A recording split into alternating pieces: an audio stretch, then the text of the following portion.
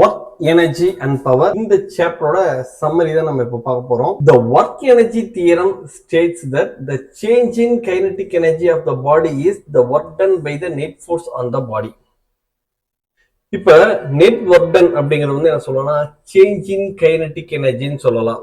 Change in kinetic எனர்ஜினா என்ன? KF அப்படின்னா final kinetic energy, KI அப்படின்னா இனிஷியல் கைனடிக் எனர்ஜி. இது எடுக்கக்கூடிய இந்த டிஃபரன்ஸ் தான் நெட் ஒர்க் டன் அப்படிங்கிறது தான் இந்த ஒர்க் எனர்ஜி தியரம் அப்படிங்கிறது. இது நிறைய இடத்துல நம்ம ப்ராப்ளம் தான் அப்ளை பண்ணுவோம். நீங்க யூஸ் பண்ணிருப்பீங்க, அது எப்படிங்கிறதே தெரியாம, கான்செப்டே தெரியாம யூஸ் பண்ணுவீங்க. இது வந்து என்னன்னா work done, net work done is equal to change in kinetic energy அப்படிங்கிறதா ஒர்க் எனர்ஜி தியரம். இந்த நிறைய இடத்துல யூஸ் பண்றோம். ஓகே, நெக்ஸ்ட், ஒரு ஃபோர்ஸ் கன்சர்வேட்டிவ் ஃபோர்ஸ் அப்படின்னு எப்ப சொல்லுவோம்? A force is conservative if work done by it on an object is path independent and depends only on the n points xi, xj. அதாவது xi அப்படிங்கிறது xi and xj ன்னு ரெண்டு point சொல்லிட்டாங்க. First point வந்து xi, ரெண்டாவது point வந்து xj. இது initial point, அது ஃபைனல் பாயிண்ட் வச்சுக்கலாம். இப்போ இங்க இருந்து ஒரு ஆப்ஜெக்ட் வந்து என்ன பண்றோம், இந்த xjக்கு கொண்டு வரோம். கொண்டு வரும்போது இப்படி ஒரு பாத் இருக்கு, ரெண்டாவது பாத் இப்படி இருக்கு, மூணாவது பாத் இப்படி இருக்கு. சரியா? இது எப்படி இருந்தாலும் இந்த ஒர்க் டன் அப்படிங்கிறது எதை பொறுத்து இருக்கும்னா, it depends on initial position and final position. அப்படின்னா இங்க ஆக்ட் ஆன ஒர்க் வந்து என்ன சொல்லணும்னா, இங்க ஆக்ட் ஆன ஃபோர்ஸ் வந்து கன்சர்வேட்டிவ் ஃபோர்ஸ் அப்படின்னு சொல்லலாம். நெக்ஸ்ட், இது இன்னொரு மாதிரி சொல்லலாம். ஆர் எப்படி சொல்றாங்க?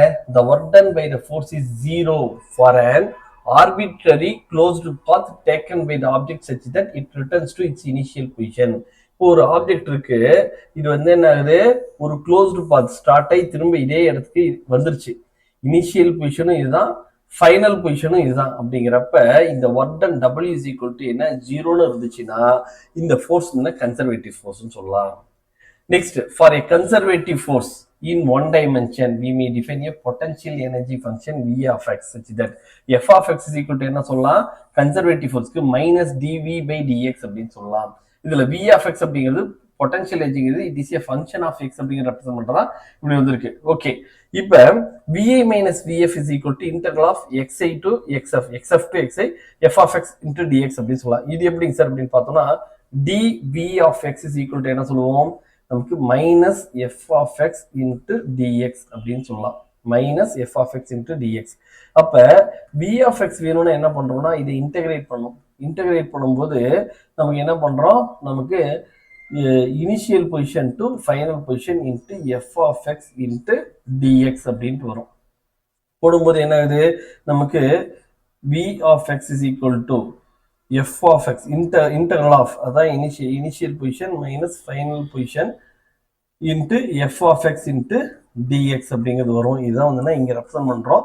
இங்க என்ன சார் vi minus vx வருதுன்னா, நம்ம vf minus vi ன்னு போடுறதுக்கு பதிலா அந்த நெகட்டிவ் சைனை கொண்டு வந்துட்டு vi minus vf னு போட்டாதான் இந்த நெகட்டிவ் சைன் வந்து இதை சேஞ்ச் பண்ணிடுச்சு. ஓகேவா? இதுதான் வந்து கன்சர்வேட்டிவ் ஃபோர்ஸ்க்கு ஒன் டைமென்ஷன் மோஷன்ல potential energy v of x அப்படிங்கிறது கொண்டு வரும். Potential energy of the function v of x அப்படிங்கிறது பார்த்தோம்னா f of x is equal to minus dv of x by dx. இது வந்து பொட்டன்ஷியல் எனர்ஜி என்ன integral of xi to xf f of x into dx அப்படின்னு சொல்லலாம்.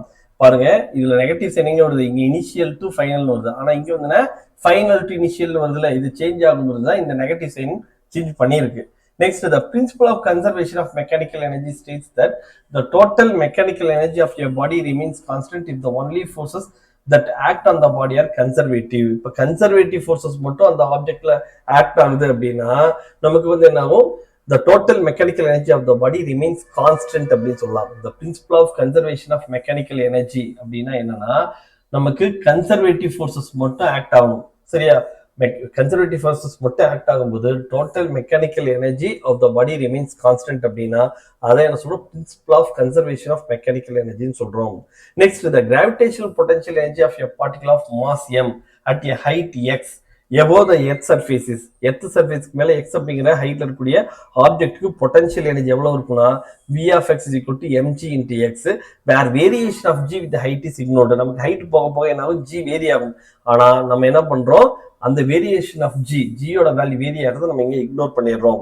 அதனாலதான் for small height அதுக்கு வந்து இந்த வி ஆஃப் எக்ஸ் அப்படிங்கிறது கரெக்டா இருக்கும். Next, the elastic potential energy of a spring of force constant K and extension X. ஒரு elastic potential energy ஒரு ஸ்ப்ரிங் இருக்கு, அந்த ஸ்ப்ரிங்குக்கு வந்து ஃபோர்ஸ் கான்ஸ்டன்ட் வந்து கீழே வச்சுக்கோ, அதோட எக்ஸ்டென்ஷன் எதுல எக்ஸ்டெண்ட் ஆகுது, எக்ஸ் அப்படிங்கிறத எக்ஸ்டெண்ட் ஆகுதுன்னா அதுக்கான elastic potential energy V of x equal to என்ன சொல்லலாம், half k x square அப்படின்னு சொல்லலாம். Okay, next, the scalar or dot product of two vectors a vector and b vector is இங்க போல்ட்ல இருக்கு, போல்ட்ல இருக்குன்னா என்ன அர்த்தம்னா அது வெக்டர் சிம்பல் அப்படின்னு அர்த்தம். The scalar or dot product of two vectors a vector and b vector is written as a vector dot b vector and is a scalar quantity given by a vector dot b vector is equal to ab cos theta சொல்லலாம், where theta is the angle between a vector and b vector. இப்போ ரெண்டு vector இருக்கு, ஒன்னு வந்து இது a vector, இன்னொன்னு வந்து b vector, ரெண்டுக்கு நடுவில் இருக்கிற ஆங்கிள் வந்து தீட்டா அப்படின்னா இப்ப A vector dot B vector அப்படின்னா என்ன வரும்னா ஃபர்ஸ்ட் வந்து மாடுலஸ் ஆஃப் ஏ வெக்டர், ரெண்டாவது மாடுலஸ் ஆஃப் பி வெக்டர், மூணாவது வந்து என்ன பண்றோம் cos of the angle between them cosine theta. சரியா, இதுதான் வந்து மாடுலஸ் ஆஃப் ஏ சிம்பிளா ஏன்னு போட்டா அதோட magnitude A B cos theta அப்படின்னு சொல்றோம். A vector dot B vector is equal to A B cos தீட்டான்னு அதான் ரெப்ரசென்ட் பண்றோம். It can be positive, negative or zero depending upon the value of theta. இந்த தீட்டா வேல்யூ பொறுத்து, அதாவது இந்த angle ஏக்கும் பிக்கும் இருக்கக்கூடிய ஆங்கிள் எப்படி இருக்குன்னு பாருங்க, இப்படி இருக்கு அப்படின்னா இந்த இங்க வந்து பார்த்தோம்னா நமக்கு A vector dot B vector அப்படிங்கிறது என்ன ஆயிடும், நெகட்டிவ். ஏன், நமக்கு தீட்டாவோட வேல்யூ வந்து இப்படி இருக்கு, நமக்கு 90க்கும் 180க்கும் நடுவுல தீட்டா இருக்குன்னா நமக்கு இது என்ன ஆயிடும், நெகட்டிவ் வேல்யூவா இருக்கும். அதே இது வந்து ஏவோட வேல்யூ பியோட வேல்யூ ஒண்ணுக்கு ஒண்ணு பர்பண்டிகுலர் இருக்குது, இது ஏ இது பி அப்படின்னா இந்த வேல்யூ 90 டிகிரி இருக்குன்னா ஏ டாட் பியோட வேல்யூ என்ன வரும், நமக்கு ஜீரோன்னு மாறிடும். ஏன், நமக்கு காஸ் 90யோட வேல்யூ என்ன வரும்னா நமக்கு ஜீரோன்னு தெரியும், அதனால வந்து இந்த வேல்யூ ஜீரோ ஆகுது. அதே இந்த மாதிரியான கேசஸ்ல ஏ வெக்டர் டாட் பி வெக்டரோட வேல்யூ நமக்கு எப்படி இருக்கும், பாசிட்டிவ் அப்படின்ட்டு வரும். ஏன் இது பாசிட்டிவ் வருதுன்னா நமக்கு இந்த தீட்டாவோட வேல்யூ வந்து பாருங்க எப்படி இருக்கு, நமக்கு 0 டிகிரிக்கும் 90 டிகிரிக்கும் நடுவில் வந்துச்சுன்னா ஏ வெக்டர் டாட் பி வெக்டரோட வேல்யூ வந்து பாசிட்டிவா இருக்கும். சரியா, the scalar product of two vectors can be interpreted as the product of the magnitude of one vector and the component vector of the other vector along the first vector. இதை எப்படி சொல்லலாம்னா இது வந்து பாருங்க, இது ஏ வெக்டர் இருக்கு, இதோட magnitude modulus of ஏன்னு வச்சுக்கலாம். ரெண்டாவது வெக்டர் பி, இதுக்கும் இருக்கக்கூடிய ஆங்கிள் வந்து தீட்டா. அப்ப ஏ வெக்டர் டைரக்ஷன்ல இதோட ப்ரொஜெக்ஷன் வந்து பாருங்க, இந்த வெக்டர் வந்து பின்னு வச்சுக்கலாம். இந்த பி வெக்டர் ஏ வெக்டர் டைரக்ஷன்ல இதோட ப்ரொஜெக்ஷன் எவ்வளவுனா இது. அப்ப இதோட மேக்னிடியூட் எவ்வளவு சொல்லலாம்னா modulus of B vector into cos theta அப்படின்னு சொல்லலாம். அப்போ வந்து என்ன வருது, ஏ வெக்டர் அதாவது மேக்னிடியூட் ஆஃப் ஏ வெக்டர் அப்புறம் magnitude of B vector into cos theta. இதான் வந்து என்ன, பி வெக்டரோட ப்ரொஜெக்ஷன் இந்த டைரக்ஷன் ஆஃப் ஏ. இது ரெண்டையும் ஏ வெக்டரோட மேக்னிடியூடையும் பி வெக்டரோட மேக்னிடியூட் ஏ டைரக்ஷன்ல என்ன இருக்குது ரெண்டையும் மல்டிப்ளை பண்ணா நமக்கு இதோட வேல்யூ ஸ்கேலார் ப்ராடக்ட் வந்து என்ன அப்படிங்கிறது கிடைக்கும். Okay, next I dot I equal to J dot J is equal to K dot K is equal to 1. இந்த டாட் ப்ராடக்ட்ல வந்து பாருங்க சேம் அதே டைரக்ஷன்ல டாட் ப்ராடக்ட் பார்க்கும்போது 1ங்கிறது வரும். ஐ டாட் ஜே, அதாவது ஐ டாட் ஜேனா ஐக்கும் ஜேக்கும் நடுக்கிற ஆங்கிள் 90 டிகிரி. அதே மாதிரி ஜே டாட் கே, அதே மாதிரி கே டாட் ஐ, இதெல்லாம் மல்டிப்ளை பண்ணா 0 வரும். ஏன்னா இந்த கேஸ்க்கு வந்து தீட்டா ஈக்குவல் டு 0ன்னு வரும். இந்த கேசஸ்க்குலாம் வந்து தீட்டாவோட வேல்யூ 90 டிகிரின்னு வரும். அதனாலதான் இது 0 வருது. இந்த இடத்துல இது 1 அப்படிங்கிறது வருது. Scalar product will be the commutative. commutative law அப்படின்னா என்னன்னா a vector dot b vector is equal to b vector dot a vector னு சொல்லலாம். சரியா, இதான் வந்து காமுடேட்டிவ் அப்படின்னு சொல்றோம். அதுக்கு அடுத்தது டிஸ்ட்ரிபியூட்டிவ் லா. டிஸ்ட்ரிபியூட்டிவ் லானா இப்போ 3 வெக்டர் இருக்கு, A vector dot of B vector plus C vector அப்படின்னு இருக்குன்னா இது எப்படி இல்லைன்னா A vector dot B vector plus B A vector dot C வெக்டர்னு எழுதலாம். இதுதான் வந்து டிஸ்ட்ரிபியூட்டிவ் லா. அப்ப ஸ்கேலார் ப்ராடக்ட் அப்படிங்கிறது காமுடேட்டிவ் லாவே ஒபே பண்ணும், அதே மாதிரி டிஸ்ட்ரிபியூட்டிவ் லாவையும் ஒபே பண்ணும். அப்ப நம்ம இப்ப இந்த செஷன்ல என்ன பார்த்துருக்கோம் அப்படின்னா ஒர்க் எனர்ஜி பவர் அப்படிங்கிற இந்த சாப்டர்ல பாருங்க மொத்தம் வந்து பார்த்தோம்னா 5, 6 இங்க பாருங்க புக்லயே வந்துன்னா இது 6th பாயிண்ட் வந்து என்ன 5 கொடுத்துருக்காங்க.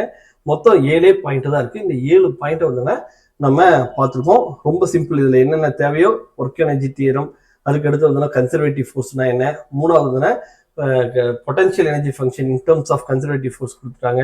அப்புறம் கன்சர்வேஷன் ஆஃப் மெக்கானிக்கல் எனர்ஜினா என்ன, கிராவிடேஷனல் பொட்டன்ஷியல் எனர்ஜினா என்ன, எலாஸ்டிக் பொட்டன்ஷியல் எனர்ஜினா என்னங்கிறது கொடுத்துட்டு ஃபைனலாக வந்துன்னா இந்த ஸ்கேலார் ப்ராடக்ட் வரைக்கும் நமக்கு இதில் புக் பேக் சம்மரியில் கொடுத்துருக்காங்க.